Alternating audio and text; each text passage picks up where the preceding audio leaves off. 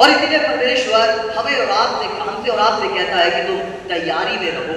हम आगे बढ़ते हैं और प्रभु का वचन मत्ती रचित सुसमाचार उसका 28 अध्याय और 1 से लेकर 7 हम इसे पढ़ेंगे। बस मन अपने हृदय को तैयार करते हुए हम आगे बढ़ते जाएंगे और यीशु मसीह के स्वर्गारोहण तक पहुंचेंगे और फिर हम समाप्त करेंगे। अब ये रविवार का दिन है मेरे प्रियो, जो वचन अभी हम लोगों ने पढ़ा, यहाँ पर परमेश्वर यहाँ पे लिखा है सप्त के दिन के बाद सप्ताह के पहले दिन, शनिवार के दिन के बाद सप्ताह के पहले दिन वो पढ़ते ही मरियम मगदली और दूसरी मरियम कब्र को देखने गई, जिसके अंदर से यीशु मसीह ने दुष्ट आत्मा को निकाला था।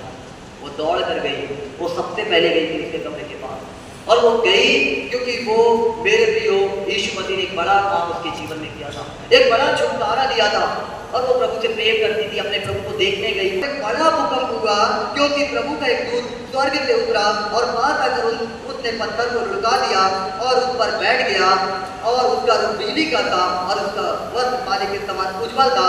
उसके पैर से पहले हुए कांप उठे, जो रक्षा कर रहे थे वो लोग भी कांप उठे। स्वर्गदूत आया और एक बात उन महिलाओं से कहता है, क्या बोला उन लेडीजों से, क्या कहा उन बहनों से, हालेलुया, मत डरो। पहला शब्द परमेश्वर की ओर से मेरे प्रियो उन बहनों के लिए आया, उन महिलाओं के लिए आया कि मत डरो। आज परमेश्वर आपसे कहता है कि मत डरो किसी भी बात पे। आज बहन आप लोगों से परमेश्वर कहता है कि मत डरो, क्योंकि परमेश्वर यीशु मसीह जो आज से 2025 साल पहले क्रूस पर बलिदान हुआ था, वो जी उठा है। हालेलुया, वो जीवित हो गया है, वो परमेश्वर जी गया है, और वो आज आपसे कहता कि मत डरो, और आज आपको डरना नहीं है। और सबसे पहला सुसमाचार लेकर जाने वाली महिला लोग ही है। हालेलुया, इसलिए कलीसिया में उनकी संख्या अधिक होती है। आप देखो चर्च के अंदर हमारे यहाँ भी बहुत है ना, अब तो पुरुष लोग भी हमारे कलीसिया में आने लगे बहुत अधिक, लेकिन पहले जब शुरुआत में चर्च बढ़ रहा था तो लेडीज की संख्या ज्यादा थी। परमेश्वर ने उनको, जिसको उत्पत्ति में शैतान ने बहकाया उस हवा को, और उसके द्वारा मेरे प्रियो धरती के ऊपर पाप जो आ गया, परमेश्वर उसको आजाद करना चाहता था। वो बच्चे जन्म करेगी, उसके द्वारा उठाएगा, वो उद्धार अलग है, वो नहीं है।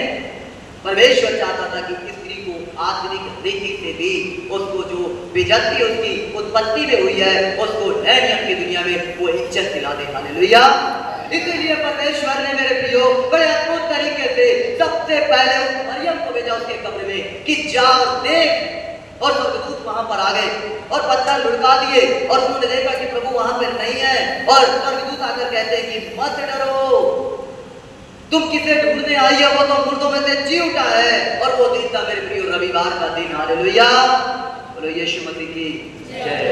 है ना, मेरे चर्च में तो बहुत बार बुलाता हूं मैं, हालेलुया। यीशु मसीह वही अद्भुत काम आप लोगों के जीवन में भी करना चाहता है, वही अनोखे काम आपके जीवन में करना चाहता है मेरे प्रियो, और परमेश्वर ने यहाँ पर किया। और ये जो स्त्री थी मेरे प्रियो, इनसे प्रभु ने कहा मत डरो, क्योंकि प्रभु यीशु मसीह मुर्दों में से जी उठा है। और वो कह रहा है कि जाओ उनके चेलों को बताओ, वो चेले जिन्होंने चमत्कार देखा, आश्चर्य कर्म देखा, उसके साथ खाना खाया, मुर्दों को जिलाया, आंधी तूफानों को शांत किया, और वो विलाप कर रहे हैं, वो रो रहे हैं, वो भूल गए सारी प्रतिज्ञाओं को, वो भूल गए सारी ब्लेसिंग को, वो भूल गए सारी आशीषों को, वो बैठकर एक कमरे में विलाप कर रहे हैं। यीशु मसीह ने कहा था कि मैं मारा जाऊंगा, गाड़ा जाऊंगा, तीसरे दिन मुर्दों में से जी उठाऊंगा, लेकिन वो भूल गए, क्योंकि जब तक यीशु उनके साथ था, दूल्हा उनके साथ था, उन्होंने उपवास किया, बढ़िया खाते थे, बड़ा आनंद मनाते थे। लेकिन यीशु मसीह एक जगह कहता है जब दूल्हा जाएगा तो ये भी उपवास करेंगे, ये भी शोक करेंगे। और वो गए वहां पर, और ये यहाँ पर बोला तुम जाओ, क्योंकि मैं उनसे पहले गलील को जाता हूँ। गलील कौन सा स्थान है? गलील की बातें बहुत बार आई, वो कौन सी जगह थी?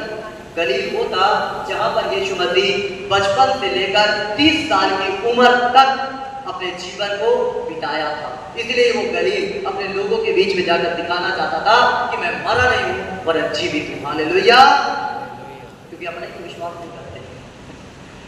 हाँ, अपने लोग तो यीशु मसीह को चढ़ाए थे, अपने लोग भविष्य का अपने देश में कभी सम्मान नहीं पाता, कभी नहीं पाता। और इसीलिए यीशु मसीह दिखाना चाहता था।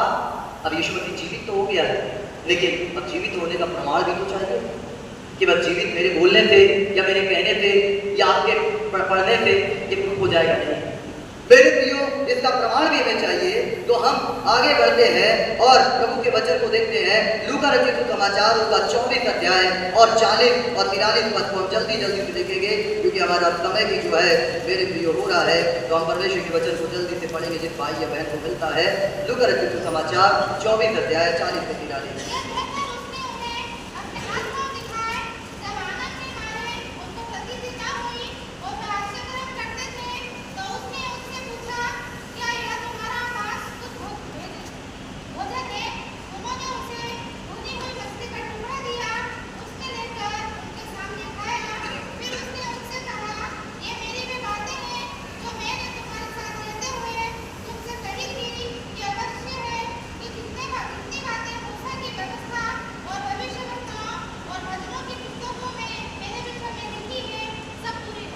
हालेलुया। ये वो प्रमाण है। लोग हमसे और आपसे कहते हैं ना, हमारा यीशु मसीह क्रूस पर टंग गया, वो क्या बचाएगा, वो तो चढ़ गया, वो क्या करेगा। वो चाहता तो स्वर्गदूतों की पलटन बुला सकता, वो चाहता तो सब कुछ कर सकता। वो चढ़ा ही इसलिए कि मेरे प्रिय लोगों को बचा ले। और वो मारा गया, गाड़ा गया और तीसरे दिन मुर्दों में से जी उठा। ये उसका प्रमाण है कि उसने रोटी और कुछ मछली को मांगा, तुम्हारे पास कुछ खाने को है? तो उनके पास मछली थी, रोटी था, और वो लिया और उनके सामने खाया। और ये उसके जीवित होने का प्रमाण है। कोई मरा हुआ खाना खा सकता है क्या? कोई डेड बॉडी को आप बोलो खा लो खा लो, आए? कभी नहीं खाया। गया हो, छुट्टी हो इसकी, अब कोई रोटी नहीं, कोई खाना नहीं। लेकिन यीशु मसीह मेरे प्रियो मुर्दों में से जी उठा और बता दिया अपने चेलों को भी, उनको बताया कि मैं जीवित हूं। क्योंकि बहुत से लोग बिलीव नहीं कर रहे थे। यहाँ पे एक चेला थोमा जो भारत आया, इसलिए भारत के लोग जब तक उंगली नहीं डालते थे विश्वास नहीं करते। ये चाहे किसी भी मजहब में देखो, ये केवल क्रिश्चियन की बात नहीं, सब जगह। वो जब तक देख नहीं रहेंगे वो बिलीव नहीं करने वाले। या इंडिया के लोगों के साथ खास करें, भारत के लोगों के साथ है, वो देख लेंगे उसके बाद पूरा विश्वास करेंगे। फिर चाहे कुछ भी होता रहे वो पूरा विश्वास करेंगे, भरोसा करेंगे। लेकिन जब तक नहीं देखेंगे भारत के लोग विश्वास करने वाले नहीं। इसलिए थोमा जो था वो भारत आया था, और यहाँ के लोगों का विश्वास उस थोमा के ही समान है। वो उंगली को डालेंगे कि देख लें कि वो जीवित है कि नहीं है। अगर है तो बल आप ठीक है प्रभु, हम विश्वास, अब हम भरोसा करते हैं।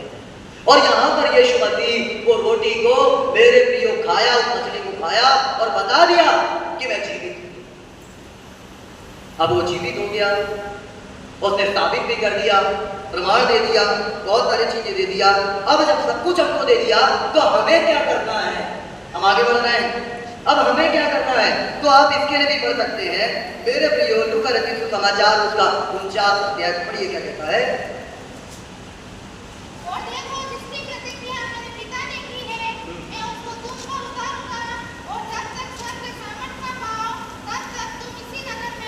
हालेलुया। कितनी बड़ी बात को कह रहा है। अब आपने मेरे प्रियो गुरुवार से परमेश्वर के वचन को सुना और आज समझ लो रविवार है, आज उत्थान का दिन है। और यीशु मसीह इस बात को आज आपको मुझसे कह रहे हैं कि जब तक तुम स्वर्ग से सामर्थ ना पाओ तब तक एक स्थान में ठहरे रहो, एक जगह पे ठहरे रहो, एक जगह पे बैठकर प्रार्थना करो और बैठकर अपने घुटनों में आकर प्रार्थना करो, अपने आप को तैयार करो। यीशु मसीह चेलों को ये बात समझा रहे थे कि देखो तुरंत ही आप बांध के बाहर मत निकल जाना कि चलो अब पास्टर प्रचार किया है, कल से लोगों को बताना चालू करो, कल से लोगों को बताओ यीशु मसीह के बारे में। यीशु मसीह इस वचन के द्वारा से कह रहे हैं कि जब तक तुम स्वर्ग से सामर्थ ना पाओ तब तक तुम इसी स्थान पे ठहरे रहो, उस जगह पर बैठे रहो। और बैठने का मतलब कि प्रार्थना करो।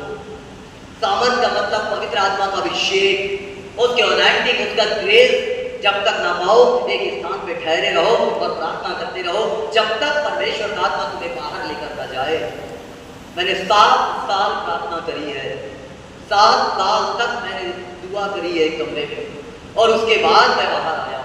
और ऐसा आया कि मेरे प्रियो आज कई देशों में भी परमेश्वर के सुख संदेश को हमारे चैनल के माध्यम से लोग सुनते हैं।